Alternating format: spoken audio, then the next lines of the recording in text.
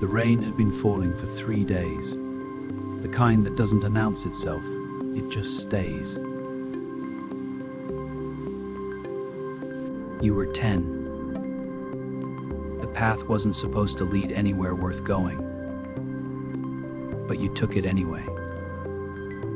There, in the hollow between two roots, was the smallest creature you had ever seen.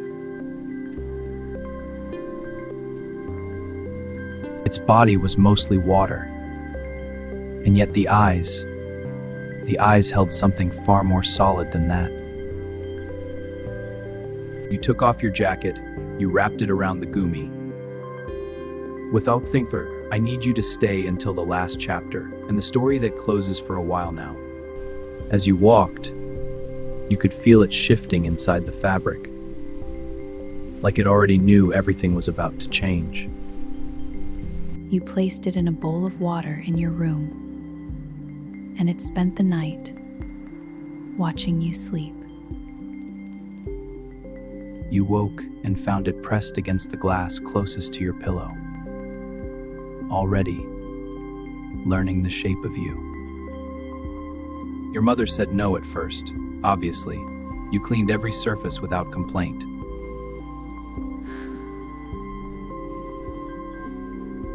Every day while you were at school, it sat exactly here, facing the door. You called it something, a name I won't use here, because that name belongs to the two of you. You just called it yours, and it called you in the only language it had, home.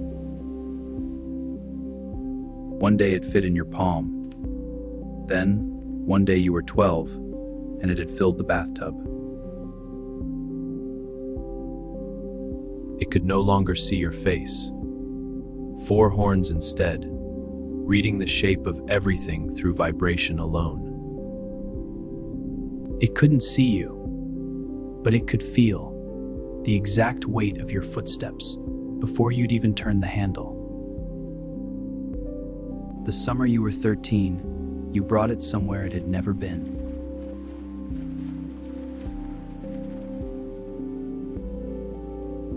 For the first time since the rain, you felt it relax.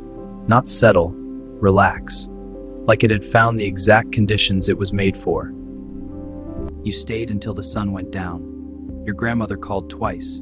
You didn't answer the second time. You were 14. The middle of the night. The desk lamp fell.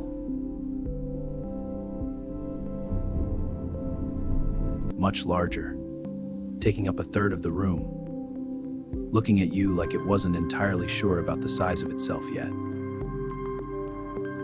It moved toward you slowly, the way something large moves when it is trying very hard not to break things.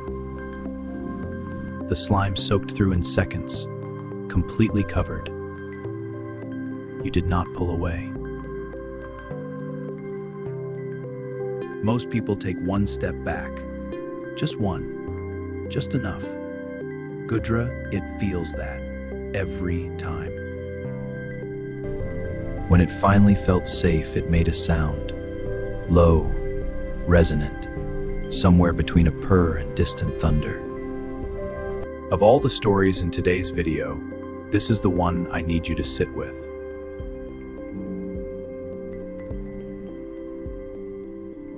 They said all the right things.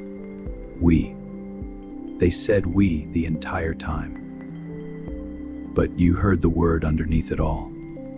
The apartment, the neighbors. The sentence was finished before they spoke it. You could not bring Gudra. You sat there for a long time after they finished. Not crying. That came later.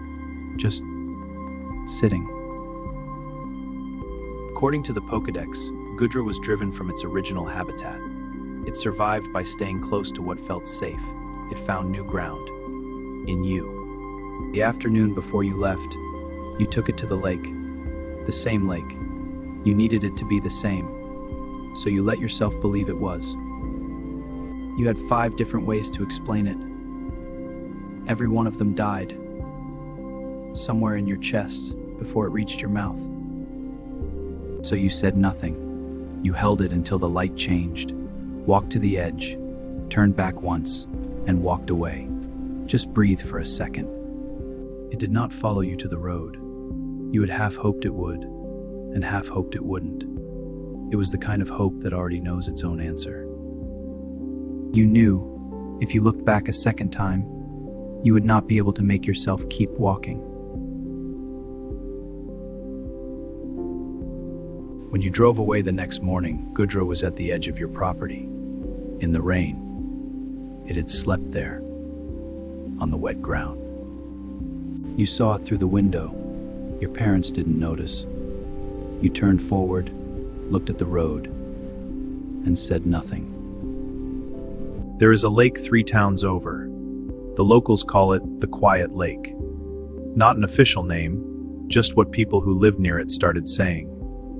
Mornings there are still, mist until almost noon, dragonflies, herons, the occasional carp breaking the surface and falling back. And then, in the spring following the winter your family left, a Gudra. 3 trainers tried to approach it that first summer. Gudra waited at the far side and regarded each one. None came close. It wasn't hostility, it wasn't fear, it was patience, the kind a creature uses when it has already decided exactly what it's waiting for. The 4th brought food, spent an entire afternoon. Gudra came close enough, then turned around, went back into the water. He came back 2 weeks, then stopped. The Pokédex says Gudra is very friendly. It will hug its beloved trainer. The entry does not account for a Gudra whose beloved trainer is already chosen. The Pokédex was written to describe what Pokémon are. It was not written to describe what Pokémon lose. The locals began leaving food at the bank.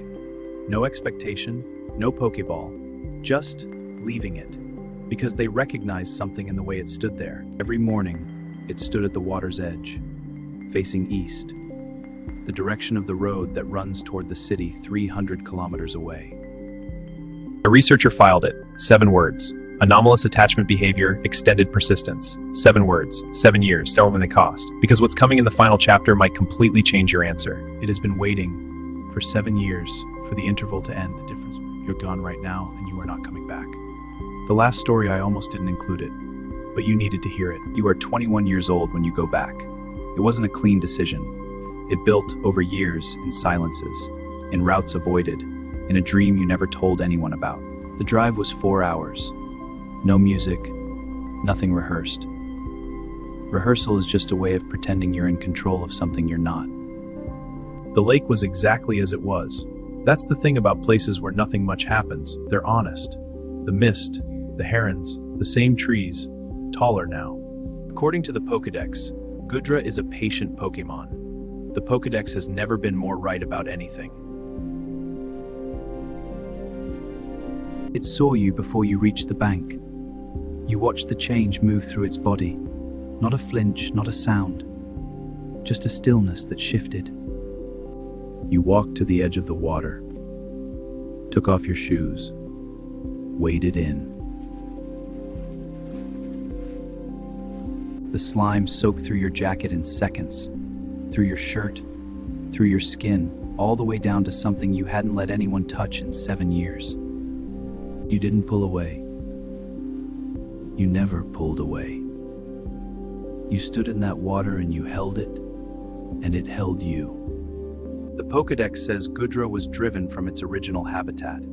It does not say what home means to a creature that decided, every morning, to still be there. You stayed until the light went gold. Gudra followed you to the bank.